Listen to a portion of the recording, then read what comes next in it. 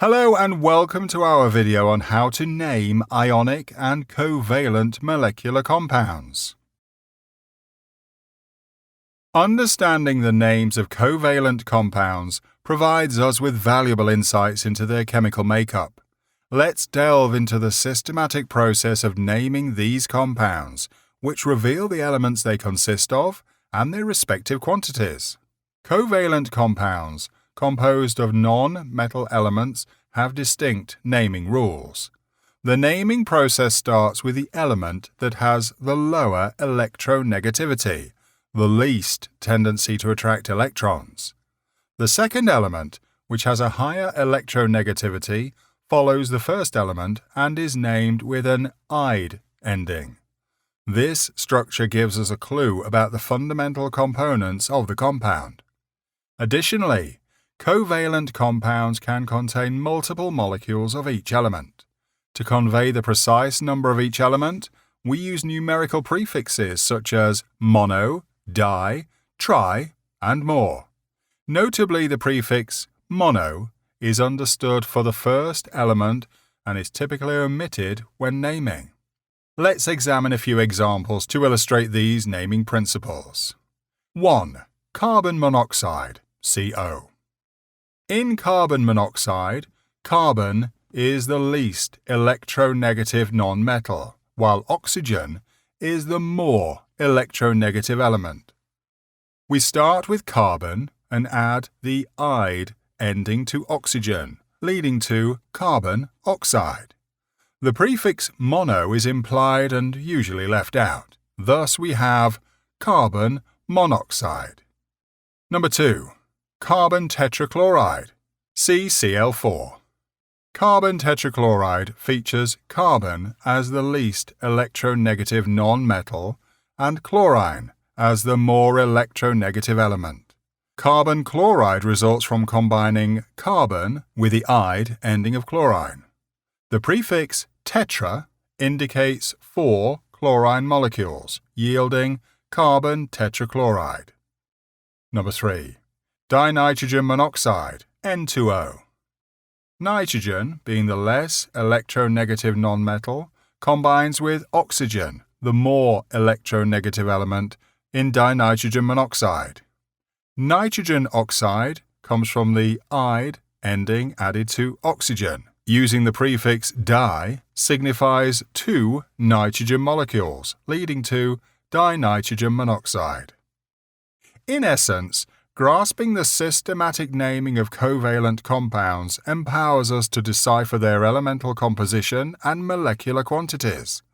These conventions are integral to understanding the language of chemistry and the characteristics of various substances.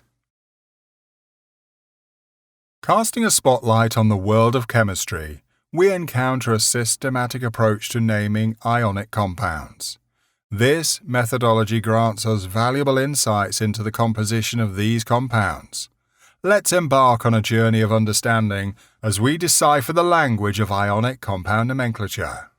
When dealing with ionic compounds, which consist of positively charged metal ions, cations, and negatively charged non-metal ions, anions, a specific set of rules guide their nomenclature. To discern their names, we start with the elemental name of the metal, the cation, followed by the elemental name of the non-metal, the anion, suffixed with the "ide" ending. Unlike covalent compounds, ionic compound names maintain an elegant simplicity by not indicating the quantity of molecules present in the compound. Instead, they focus on conveying the fundamental components. Illuminating examples. Allow me to elucidate this process through a few illustrative examples. Number 1. Magnesium bromide, MgBr2. Magnesium serves as the metal cation. Bromine stands as the non-metal anion with an "ide" ending. The combination yields magnesium bromide, a compound known for various applications including pharmaceuticals and photography chemicals. 2. Potassium chloride, KCl. Potassium takes on the role of the metal cation. Chlorine assumes the nonmetal anion position, ending with "ide." Together they form potassium chloride, a compound commonly used as a salt substitute in medical applications. Number 3. Aluminum fluoride, AlF3. Aluminum emerges as the metal cation. Fluorine represents the non-metal anion with an "ide" suffix. The union of these elements results in aluminum fluoride, a compound relevant in industries like aluminum production and ceramics. Bridging the language of chemistry. By unraveling the code behind ionic compound nomenclature, we bridge the gap between chemical formulas and real-world applications. This systematic approach serves as a cornerstone in the communication of chemical properties and compositions. In the captivating world of ionic components, a distinct set of rules guides their nomenclature. The journey begins with the elemental name of the metal, the positively charged cation, which forms the foundation of the compound's name. This is followed by the name of the polyatomic ion, often negatively charged, that completes the compound's identity. Allow us to illustrate this process through a few examples. Number 1. Calcium carbonate, CaCO3. Here, calcium takes center stage as the metal, bearing the cationic charge. Carbonate steps forward as the polyatomic ion, representing the anionic component. By combining these elements, we unveil the identity of calcium carbonate, a compound widely recognized for its presence in shells, rocks, and antacid medications. Number 2. Sodium phosphate, Na3PO4.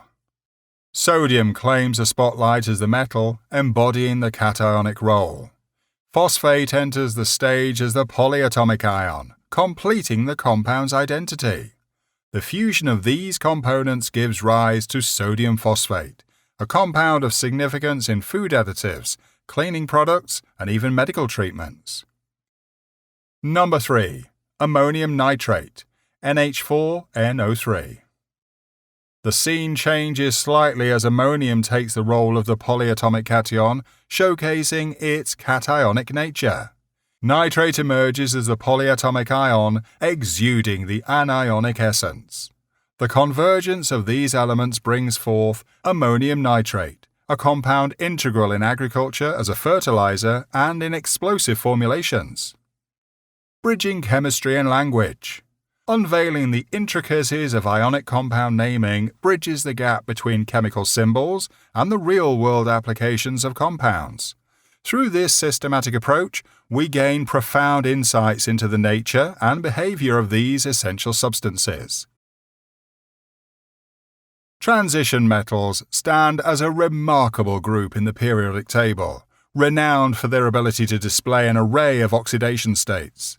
Unlike other metals that typically adhere to one charge, transition metals gracefully navigate various oxidation states.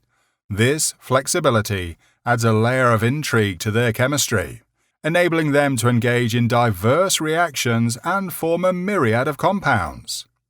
As these transition metals can elegantly switch between different oxidation states, it becomes crucial to express their ionic charges accurately in compound names. This is achieved through Roman numerals enclosed in parentheses. These numerals reflect the specific charge that the metal bears in the given compound, providing valuable insight into its role in the chemical reaction. Allow me to show you this concept through a series of examples. Number 1. Iron 3 chloride FeCl3. Iron, a versatile transition metal, showcases a range of oxidation states. The Roman numeral 3, enclosed in parentheses, symbolizes a +3 ionic charge, which the iron ion carries. Chloride, the anion, complements the composition. Number 2. Mercury 1 oxide Hg2O. Mercury, yet another transition metal with variable oxidation states, takes the stage. The Roman numeral 1 signifies a +1 ionic charge, characteristic of the mercury ion. The oxide anion joins the dance, complementing the compound. Number 3. Copper 2 phosphate Cu3PO4 2. Copper, part of the transition metal ensemble, exhibits multiple oxidation states. The Roman numeral 2 in parentheses stands for a +2 ionic charge inherent to the copper ion. Phosphate, a polyatomic anion, adds its presence to the compound's identity. Number 4. Mercury 2 oxide HgO. Mercury, as a member of the transition metal family, remains in the spotlight. The 2 Roman numeral, elegantly framed, denotes a +2 ionic charge within the mercury ion. Oxide, the steadfast anion, pairs harmoniously with the metal, unveiling chemistry's complexity and beauty. In the world of transition metals, multiple oxidation states grace the stage, inviting us to unravel their intricate dance with chemistry. By conveying ionic charges through Roman numerals, we paint a vivid picture of each metal's role in the grand symphony of compounds. Thank you for watching, and have a great day.